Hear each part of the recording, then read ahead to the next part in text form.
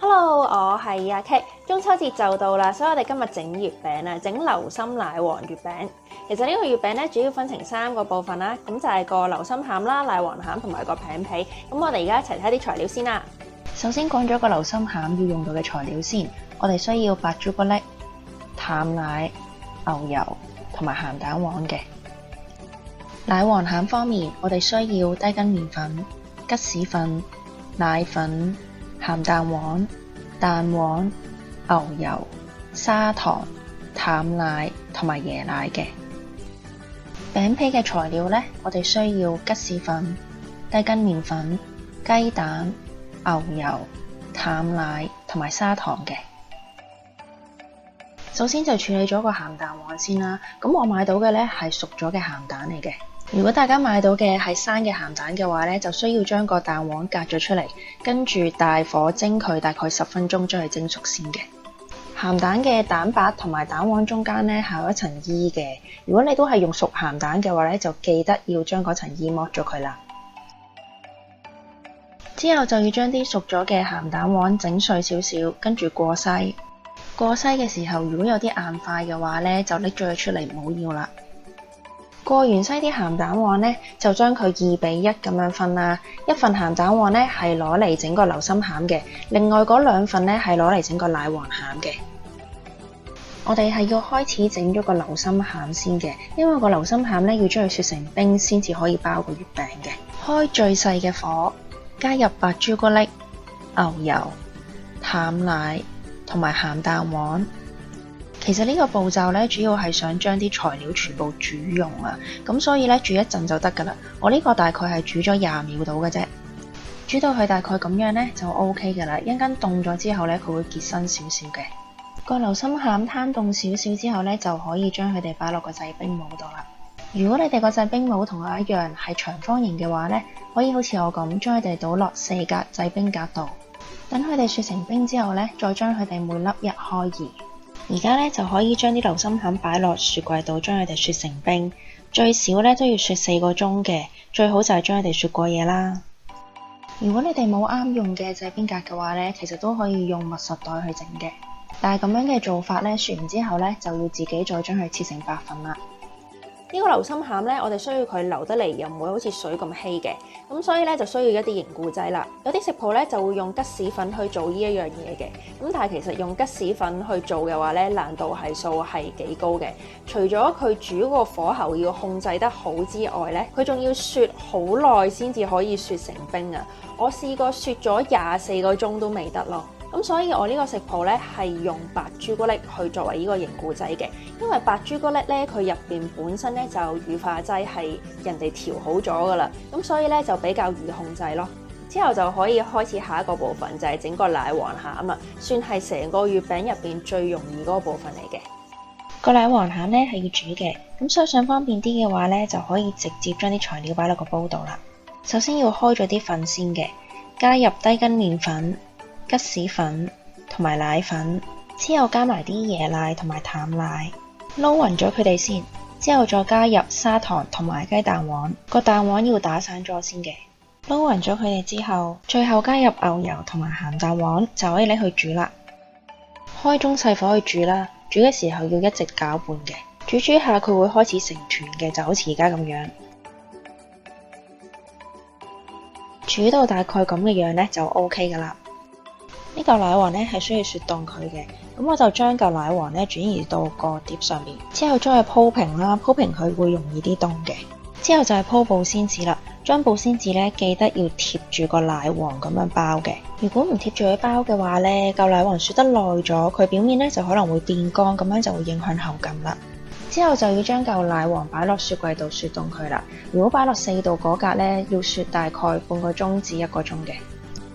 跟住就可以開始整個餅皮啦，加入低筋麵粉同埋牛油。而家個牛油呢應該係有少少硬，緊搣得開嘅啫。將啲麵粉同埋啲牛油撈勻佢，咁撈嘅時候呢唔好整完啲牛油啊。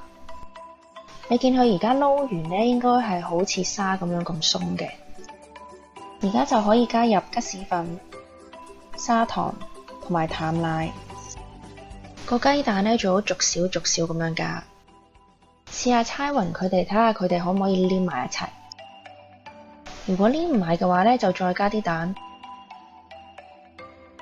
大概猜到咁嘅樣就 OK 㗎啦。之後就可以喺張台上邊撒少少粉，將個粉團呢搓成長條形。而家就要將佢哋平均分成8份啦。我就將個粉團1開2咁樣開3次啦，咁樣份量就應該差唔多啦。我呢度麵團分8份嘅話呢，大概係25至到26 gram 一份嘅。稱好之後呢，就可以將佢哋搓成球體。又係鋪翻保鮮紙啦，咁呢個粉團呢，要擺落雪櫃度雪凍佢嘅。如果你係擺4度嗰格嘅話呢，要雪差唔多1個鐘先會凍嘅。呢個流心奶黃月餅個餅皮呢，其實係曲奇皮嘅做法嚟嘅，所以個牛油呢，就記得唔好整溶佢啦。你整溶咗佢嘅話呢，做出嚟個餅皮呢，就可能唔夠鬆化啦。仲有就係大家落雞蛋嘅時候呢，記得要慢慢落，因為個餅皮呢係唔可以太濕嘅。如果個餅皮太濕嘅話呢，嗰啲粉就會起筋啦。焗完出嚟之後呢，可能會比較硬嘅。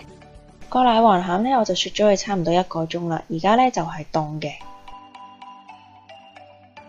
之後就可以進行下一個步驟啦，將個奶黃餡搓成長條形，同頭先一樣將佢分成8份。每份大概係20 gram， 分好之後就將佢哋搓翻圓。個奶黃餡呢，而家雪凍咗呢，有少少散啊，可能要用少少力將佢哋噏翻實先。如果個餅入邊有空氣嘅話呢，一陣間焗嘅時候就比較容易變形啦。之後呢，建議大家準備一盤冰嘅，用嚟擺個流心餡。而家呢，先至喺雪櫃度拎嗰個雪成冰嘅流心餡出嚟。我呢個冰模呢係長方形嘅，咁所以我拎咗啲冰出嚟之後呢，就會將佢哋每粒1開2嘅。其實切個流心餡嘅時候呢，佢已經溶緊啦。個流心餡呢係超級容易溶嘅，咁所以我建議大家就4個咁樣做啦。而家我會將另外嗰4粒呢擺翻落0度嗰格冷藏。啲流心餡一溶咗呢，就包唔到噶啦。將個奶黃餡捏成窩咁嘅形狀會好包啲嘅。包嘅時候呢，大家記得快手啲啦！你見到啲流心餡呢係咁溶緊嘅。整完4粒之後呢，我會將佢哋擺翻落0度嗰格冷藏，之後呢，就再做其他嗰啲。全部包好晒之後呢，要將佢哋擺翻落0度嗰格度雪硬佢嘅，大概要雪1個鐘。而家包住流心嘅奶黃已經雪硬咗啦。個餅皮呢亦都雪凍咗啦，咁樣就可以正式包個餅啦。將個餅皮壓平先，有少少裂呢係正常嘅，因為佢而家幾凍嘅。之後就可以將個雪硬咗嘅流心餡包落個餅皮入邊啦。包好晒之後呢，就可以吸個餅模啦。用之前呢，喺個餅模入邊都滲啲粉，咁一陣間月餅呢就比較容易甩模啦。包好咗嘅月餅呢，揀一邊光滑啲嘅向上，跟住將佢搓長少少，一陣間呢就比較容易入個模度啦。個月餅呢都要飲粉嘅。將個月餅擺咗落個餅模之後呢，就壓一壓佢啦。之後倒翻轉個餅模壓3下，第4下甩模。壓嘅時候呢，可能要俾啲力，因為入邊啲材料呢都有啲硬嘅。咁樣就搞掂一個啦。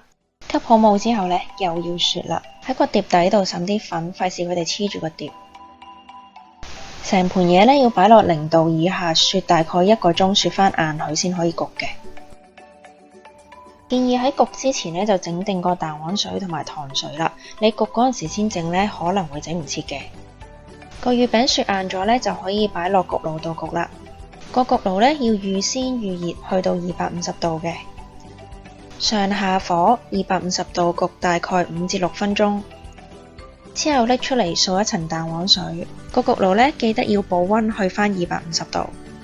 掃完蛋黃水之後呢，就擺翻落焗爐，都係上下火250度，再焗多4至5分鐘。其實焗嘅時間呢，每一個焗爐可能會有啲唔同嘅，所以大家呢就記得睇火啦。焗完之後喺表面掃一層糖水，等佢擰身一啲。攤翻凍佢之後呢，個月餅就完成啦。